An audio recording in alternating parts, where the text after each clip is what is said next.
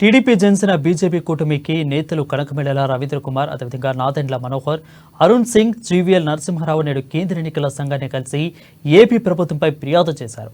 AP ప్రభుత్వం అధికార యంత్రాంగాన్ని దుర్వినియోగం చేస్తుందని తెలిపారు. కొందరు అధికారులు వైసీపీకి అనుకూలంగా పనిచేస్తున్నారని, విపక్ష నేతలను వైసీపీ ప్రభుత్వం వేధిస్తుందని ఈసీకి వివరించారు. రాష్ట్రంలో స్వేచ్ఛాయుత వాతావరణంలో ఎన్నికలు జరిగేలా చూడాలని కోరారు.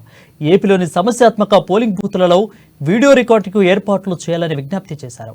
కేంద్ర ఎన్నికల సంఘాన్ని కలిసిన అనంతరం బీజేపీ నేత అరుణ్ సింగ్ మాట్లాడుతూ AP DGP, CS, intelligence DGP YCP ఒత్తిళ్లకు లోబడి పనిచేస్తున్నారని, వారు స్వతంత్రంగా పనిచేయలేకపోతున్నారన్న విషయాన్ని ఈసీ దృష్టికి తీసుకెళ్లామని బీజేపీ నేతలు చెప్పుకొచ్చారు.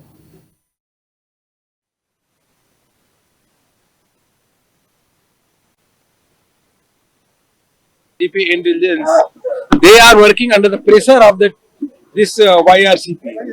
They are not working independently. And Chandrababu Naidu ji has made a number of complaints also. So the election commission should take the immediate action. And we NDA all party, we are working together in the Andhra Pradesh, and there is a clear visual where you can see that we are going to form the government in the Andhra Pradesh under the leadership of Chandrababu Naidu, and under the leadership of Prime Minister, we are going to win all the Lok Sabha seats. The NDA is going to win, and we are going to form the government third time under the leadership of Prime Minister Narendra Modi ji here. So you can.